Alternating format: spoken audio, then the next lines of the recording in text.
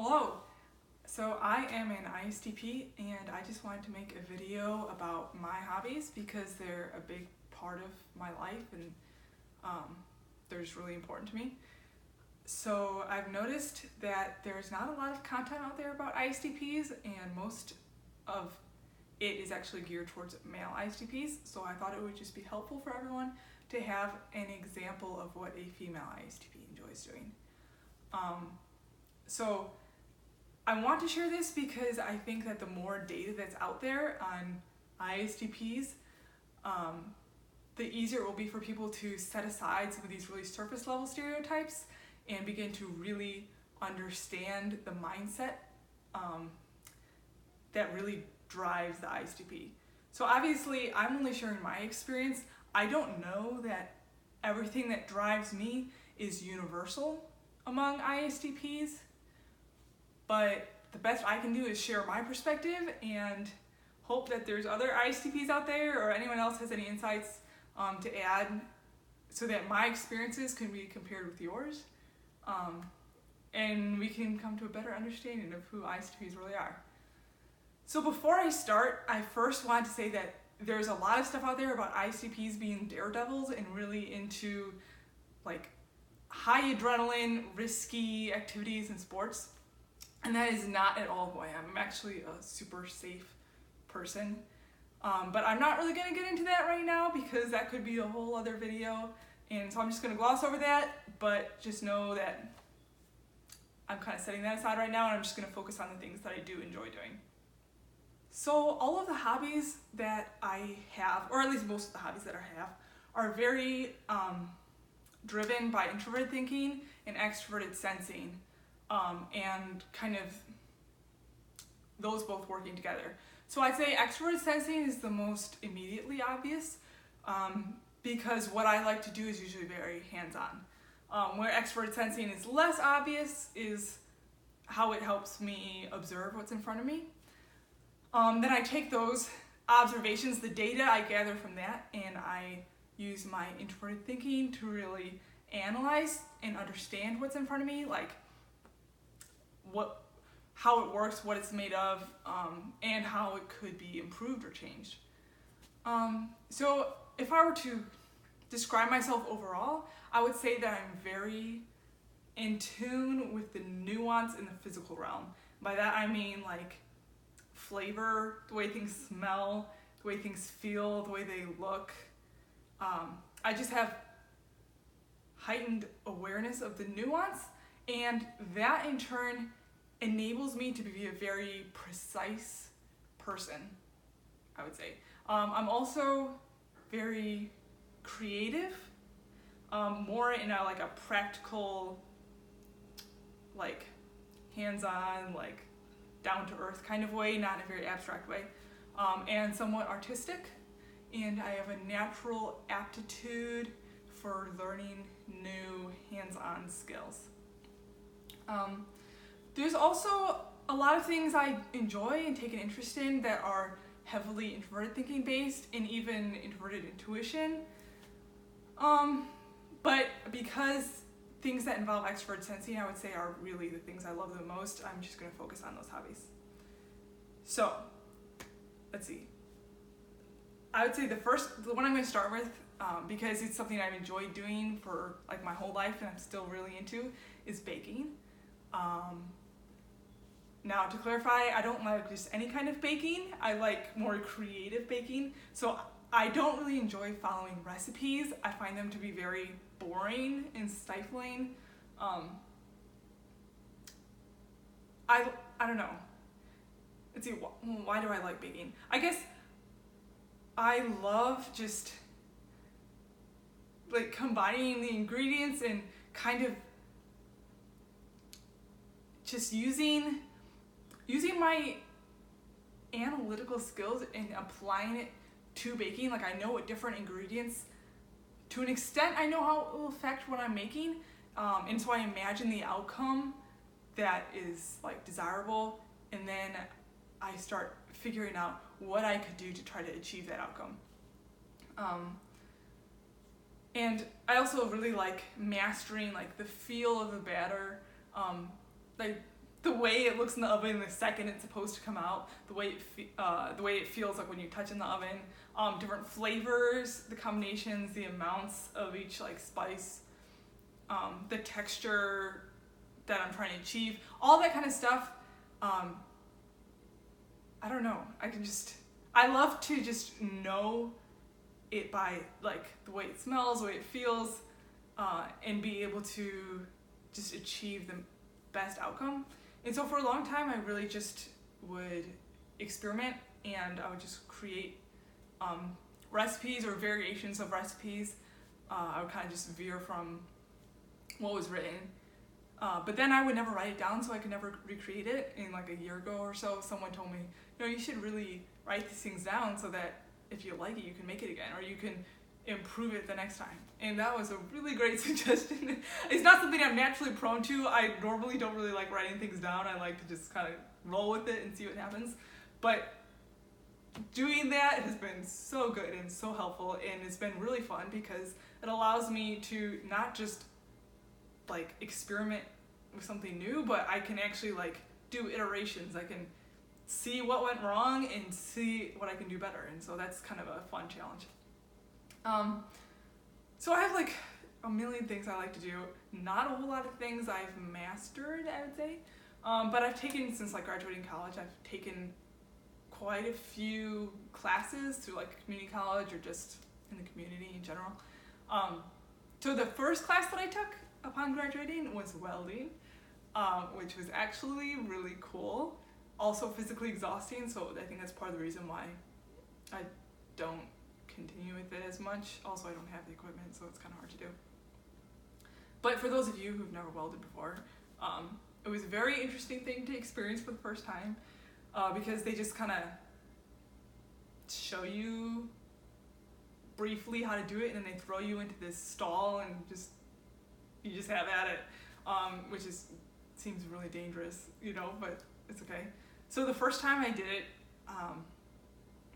you have this stick, right? And you gotta like strike the arc just right, and then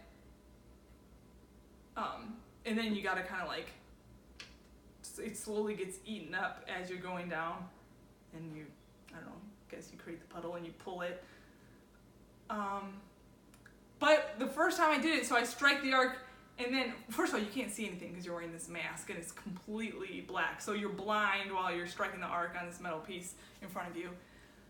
And then suddenly like sparks are flying at you. It's really loud, it's really hot, and there's sparks flying directly in your face, which is very alarming when you've never done anything like that before.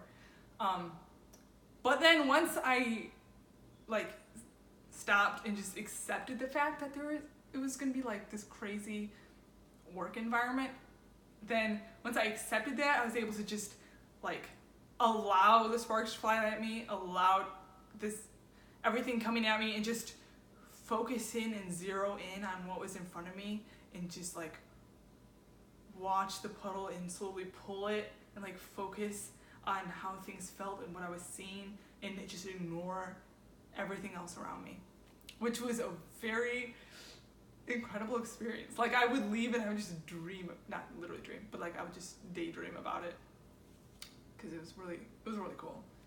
So I like that. I think it's just a really cool skill to learn, using, I don't know, materials that I never really built with before, and it's useful. So I like that. Let's see, another class I took was archery.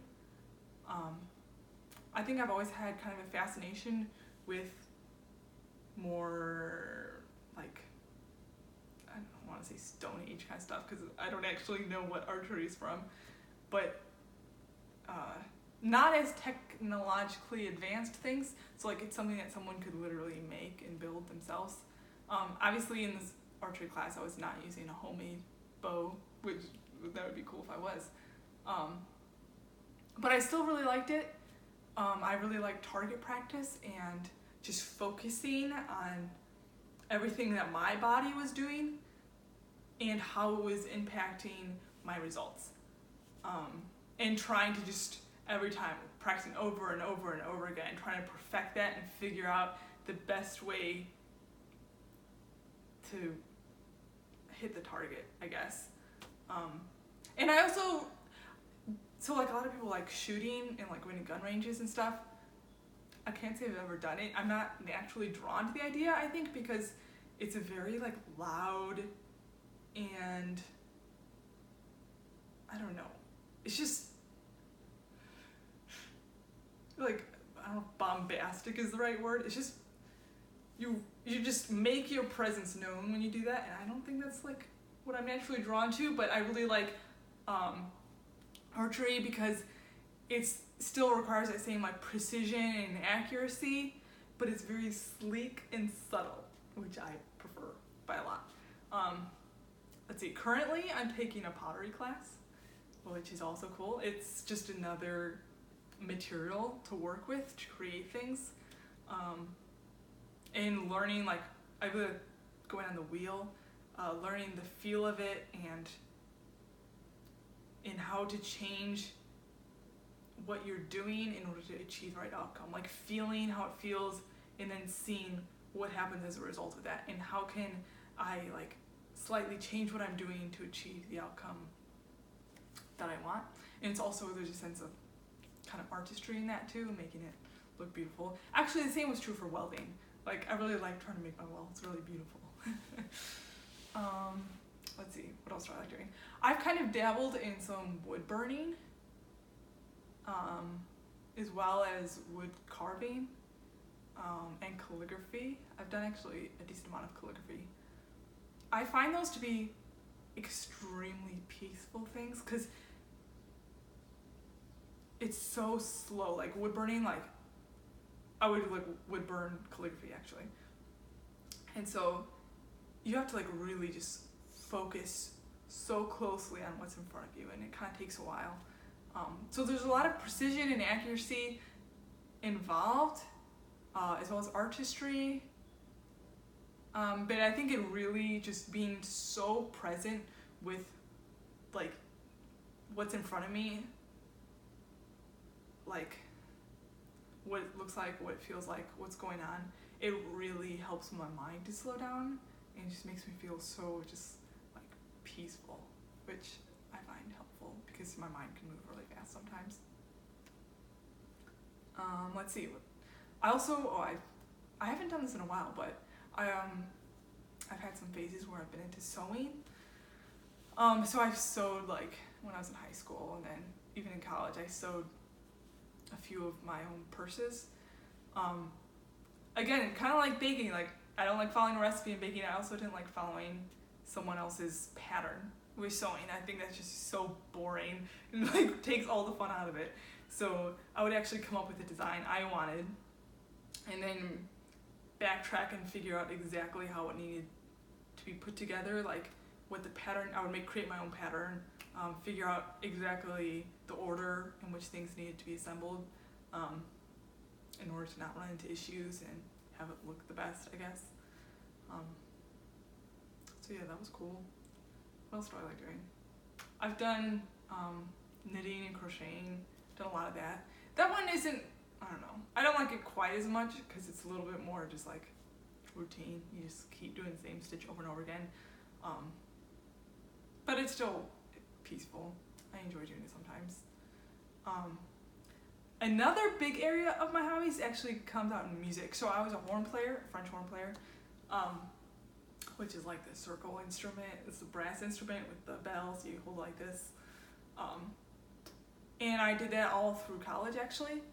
And so that was a huge obsession of mine actually.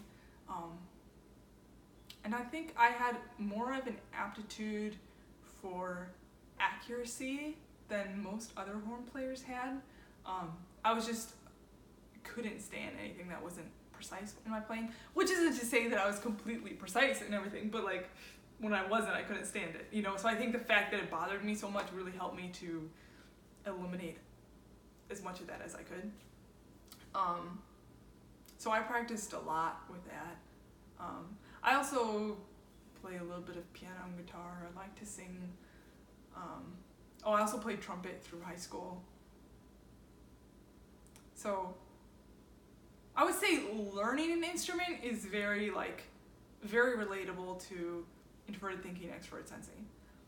But there's also a whole other side of me that I would say music doesn't quite entirely fit into that realm, because it's really also a huge avenue of expression for me. I also got into lyrical dance. I actually took a ballet class. Not because I like ballet that much, because ballet is very rigid and structured and you have to like follow the rules exactly the way it's supposed to be. So I took ballet because I learned that was the foundation for lyrical dance. So lyrical dance is kind of like ballet. It has a lot of the same techniques, but it's just a lot more free-flowing and expressive. But I ended up actually liking ballet a lot too. It was not easy. It actually requires a lot of muscle, but it was good. But I could go into more of the expressive side, but I don't really want to do that right now because that would just be a lot. Maybe I'll make another video sometime about that. Yeah. I mean, and beyond that, like, I don't really have any other, like, I can't think of any, like, real hobbies, but I pretty much just like learning any hands-on skill, any new technique. I love just understanding how things work, how machines work. I love just taking materials that exist and seeing what I can do to make them into something entirely new or to make them better. Like I don't really like solving problems without a budget, because if you could buy anything to fix something, it just takes all the fun out of it because you can just buy something that already exists. But when you have limited resources, that's when you can really get creative and inventive. And you can just take materials that you would never think to use for a certain problem and, I don't know, just make them into something totally new. So yeah, I guess that's all I can really think of right now. If there's any ISTPs out there again, or anyone that knows ISTPs, or anyone that's just really smart and understands people, please leave a comment and let me know your thoughts. Let me know if you've seen this before, you find this relatable, or what your hobbies are. So thank you.